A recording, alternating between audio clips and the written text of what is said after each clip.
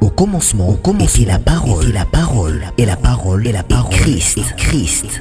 Radio Parole Vie, la radio qui donne la vie à travers la parole.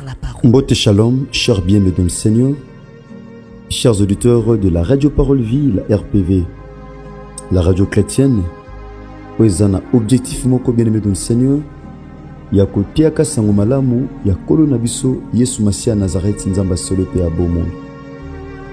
Merci papa, merci maman, ba soutenir la radio Parole Vie, na ba toli, na ba lo sambo na bino, na ba ide bo pesaka, na le Seigneur molimo mo santo, pour nous continuer à évoluer, et l'on a collé Yesu Masia Nazareth tikangolu, bolamu, pe bolinga kolo na biso Yesu Masia Nazareth bilabino. Tozana numéro 6 na kati radio Parole Vie. Olandisama ndenge tolobaki mbaleleki et tozobanda ba cinéma sika. Parce que la Bible dit l'homme ne vivra pas seulement du pain mais de toute parole qui sort de la bouche de l'Éternel. Bien-aimé, la Bible dit vous connaîtrez la vérité et la vérité vous affranchira. Bokoye ba solo pe bo solo et kokangola. Bien-aimé, les justes sont délivrés par la connaissance. Or, connaissance et yakane lobananzambe. Izana ba tebele mon frère ma sœur ozolanda biso na butu lelo. Ozana ba problème o luke la solution ozoate pourquoi parce que ozosambela. Lobanga na sambelaka na jenaka.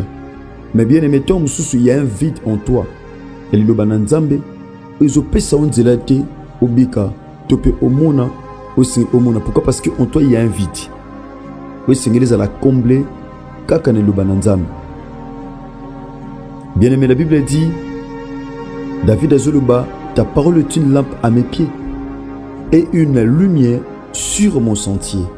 Bien-aimé, c'est la parole de Dieu qui nous éclaire.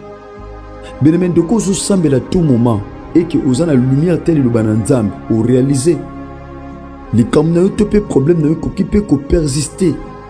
Au moins c'est comme si nzamba osala alors que le bananzambe et que tel soit principe au Seigneur landa pour que au sambela. Merci to bondeli. To pesio merci mo santo Israël. Yesu Masia Nazareth nzambe malamu pe bolingo. Na libaku malamu pe sameli biso na butu lelo, to pe na tonga lelo. Ekokabula liloba na yo elongo na mabote nesu zami na mokili mobimba. Molimo mo santo pe sabomo afake tina ezoma na enseignement oto bandi lelo na kombono Yesu Masia Nazareth nde to bondeli pe to lobi. Amen. Merci papa, merci maman, merci bien-aimé dans le Seigneur. Je l'ai toujours dit, et je suis le prédicateur de la bonne nouvelle. Natia kasango malamu ya kolo nabiso Yesu Masia Nazareth nzamba solo pe abomo. Bien-aimé tom otozolo belak na enseignement otobandi lelo par la grâce de Dieu. Qui a fait cela? Nani asali yango? Qui a fait cela? Mutu asali yango ayebanite. Nani asali yango? Donc tu as posé question à thème azana posa ayeba nani asali. Bien-aimé, basala ni na vie na yo. Basala nini na bomono mon frère ma sœur. Basala ni. Bien-aimé, tout ça justement dans le livre il y a Jonas. Écoutez-moi très bien, bien-aimé dans le Seigneur. Vous qui nous suivez ce matin. Nous sommes dans le livre de Jonas, chapitre 1er. Écoutez ceci. Ah dit ceci. La parole de l'Éternel fut adressée à Jonas. Fils d'Amitai, en ces mots, lève-toi, va à Ninive, la grande ville, et crie contre elle, car sa méchanceté est montée jusqu'à moi. Et Jonas s'éleva pour s'enfuir à Tarsis, loin de la face de l'Éternel. Il descendit à Jaffo, il trouva un navire qui allait à Tarsis. Il paya le prix du transport et s'embarqua pour aller avec le passager à Tarsis, loin de la face de l'Éternel. Verset 4. Mais l'Éternel fit souffler sur la mer un vent impétueux, et s'éleva sur la mer une grande tempête. Le navire menaçait de faire naufrage. Les mariniers eurent peur. Ils imploraient chacun leur Dieu. Ils jetèrent dans la mer les objets qui étaient sur les navires, afin de le rendre plus léger. Jonas descendit au fond du navire, se cacha et s'endormit profondément. Le pilote s'approcha de lui et lui dit: « Pourquoi dors-tu? Lève-toi, invoque ton Dieu, peut-être voudra-t-il penser à nous et nous ne périrons pas. » Bien-aimé dans le Seigneur, le solo Totangi est le solo ya Jonas. Mon frère, ma soeur, maman, papa, obi le solo au très bien. Tom su oyokango pe na balulenge ebele. Otiamana matia otope na passage o na balulenge ebele. Kasi le kola lilubana nzambe za toujours d'actualité. Nous on mette na bouto lelo tope na tongo lelo. Olimo mo santu akosala sorte que le boy ezala sika. Bien-aimé, nzambe abengi Jonas musali na nzambe. Nzambe apesi Jonas ba directif apesi mission. Abi Jonas kende na Ninive. Kende yebisa ba Ninivite ke mabe na bango e matie pai na nzambe. Yebisa bango ba se repentir, ba bongo la mitema. Pamba te na ko détruire bango soki basali yango te. Jonas le kola musa na nzamba zu mission. Mission Jonas azwaki ya okende na Ninive. Pona pesa aza le kola messager. Nenga na butelo nazo te yo mon frère ma soeur. Malobo nzamba chekati na nga nazo transmettre yango. Bien aimé, fidèlement ko lentama ndenge ko la pesi. Abi na yebiso mon frère, na yebiso ma soeur na butwa lelo, tope na tongwa lelo. Abi yebisa ba Ninivite. Ke mabe na bango e matie pai nanga. Na lingi na frapper. Mais le kola naza nzambe o yambo na frapper na avertisaka. Kende ko avertir bango. Yebisa bango ba luka. Basta la repentance, sinon je vais frapper, sinon je vais détruire. Jonas ne s'est qu'à accomplir mission en Zambie.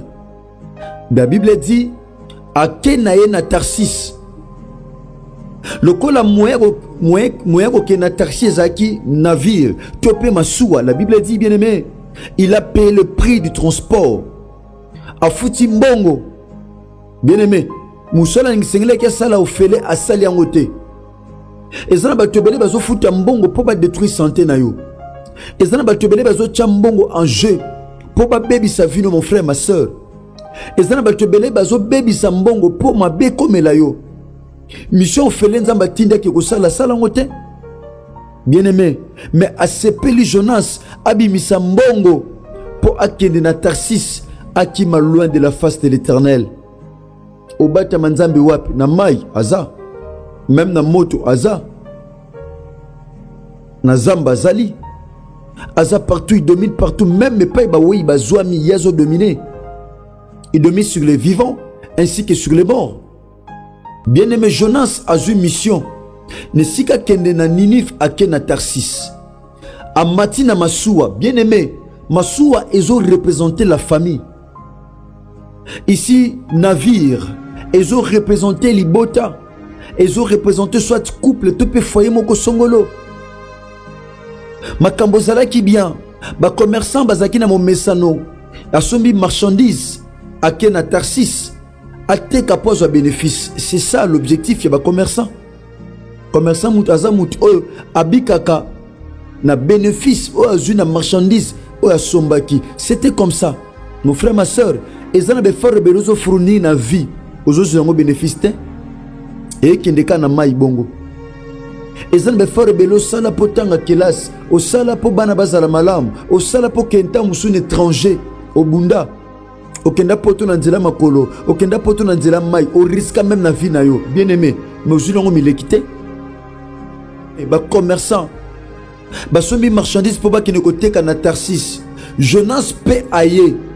Jonas n'avait pas d'objectif. Yango na vu mon frère ma soeur. Son moutouma so pousse na peneno a un objectif té. Bien aimé. Yeba ndenge sengeli au traité. Moutou a poussé ni peno objectif ezate. Ayeka apoya. De la même manière Jonas a poussé ni sans objectif. A fouti mbongo ya Massoua. Objectif a kende pe Ninive. Alors que Ninive ezalaki nzela ya ba commerçant ba kende ko teka po bazwa mbongo. Bien aimé. Ba commerçant babandio kende. Jonas pe nakati. Jonas lokola zaki na marchandise te. Aluki kwen moko isolé ake kofanda. Bien aimé. Ezana ba tobele ba kota na vino ba luka ba coin isolé. Ezana ba tobele ba kota na ndako no ba luka ba coin isolé. Ezana ba tobele ba kota na ba fer no ba luka ba coin isolé. Ezana ba tumo ba kota na ministère na cher homme de Dieu. Bakota na ba faire na yo, bakota na ba projet na yo, bakota na vie na yo, baluka kwa moko isolé.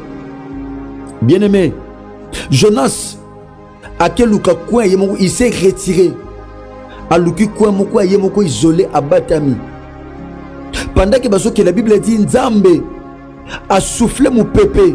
Pourquoi? Parce qu'il y avait un Jonas azaki na mission qui na Ninive a changé de destination qui na Tarsis. Bien aimé, o salanzela nanani o tambula nanani ozo salanzela nanani mon frère ma soeur ezana bato belé yaya ozui fiancé et amabete fiancé en ozui comme soit qui met mission quelque part ndo bandi ko salanzela na Dieu peut aussi souffler à cause souffler mon pépé Nzambe ko souffler un vent impétueux et qu'on frappe santé et qu'on frappe topé domaine moko songolo.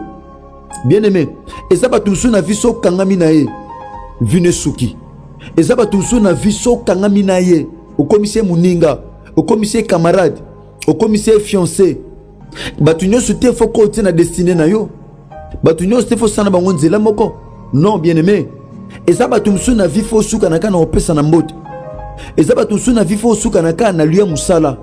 Et ça na catégorie ba tout faut suka quelque part. Mais yo na mutoko succès na wenzo comme côté na ndako. Na mutoko succès na balabalo comme côté na chambre. Bien aimé. Comme côté na cuisine. Awa Jonas Moussa na Nzambe. Mais comme ma malédiction na vie ba commerçant. Beaucoup d'hommes de Dieu aujourd'hui, bah comme ma malédiction pour le peuple de Dieu. Partout à travers le monde entier. Et ça ba sen Nzambe belé lelo na sika bazali pamboli pona ba pona bana na Nzambe. Bah comme bilakeli mabe. Beaucoup d'hommes de Dieu. Bah sen Nzambe belé na sika bazala bénédiction pour le peuple de Dieu. Bah comme malédiction pour le peuple de Dieu. Ah Jonas, serviteur de Dieu, un messager de Dieu m'a changé de destination. Yaya, bah marche, bah commerçant bando tamboul. Quand on Nzamba souffle mon pépé, ma bateau bando ningan. Bien aimé, osana tam sous famille ne ningan. Ta famille est en train de bouger. Libota ne zone ningana, misala ne zone ningana, ba projet ne zone ningana, ma kamba vie ne zone ningana. Pendant que ma sou est zone ningana, bateau basali observation, ba commerçant, ba bikwa, mon mutumta sala ango, bilamba mutumta somba ango, marchandise mutumta somba ango. Comment to lukato perdre vie na biso na mu pepe lokola oyo? Malam, tozo ba marchandise na biso, to boaka na mai. Bien aimé.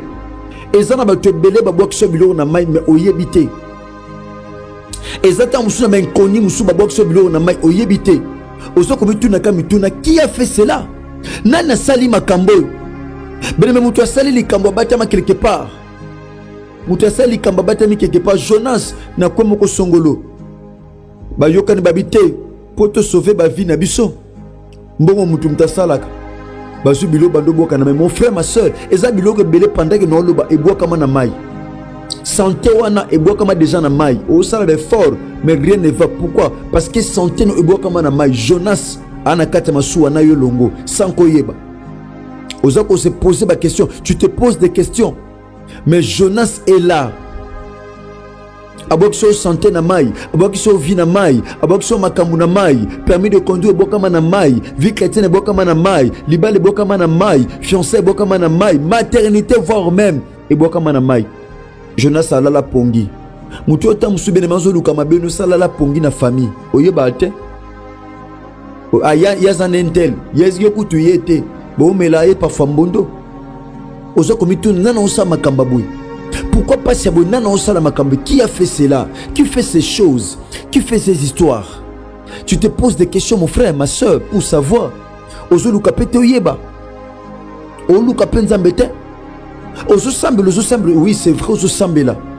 Mais la parole de Dieu peut aussi nous révéler certaines histoires. Parce que Dieu se révèle dans sa parole. Nzamba se révèle à Kanali Loba. La parole, Dieu est dans la parole. Dieu n'est pas dans nos prières, mais Dieu est dans sa parole.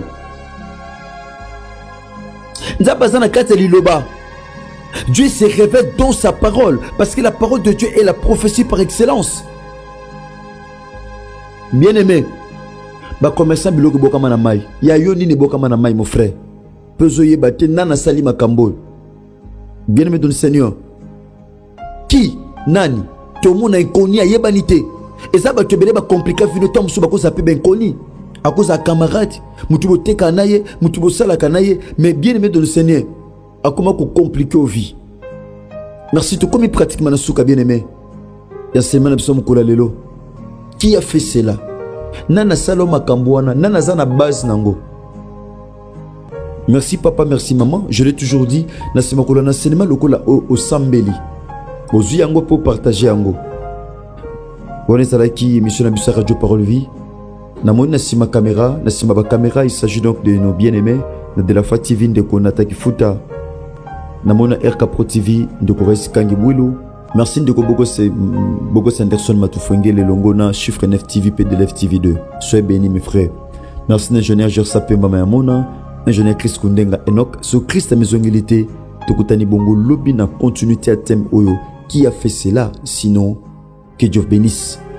Au commencement, était la parole, et la parole, et la parole, et la parole, Christ, Radio Parole Vie, Parole Vie, la radio qui donne la vie, qui donne à travers la parole, la parole, la parole.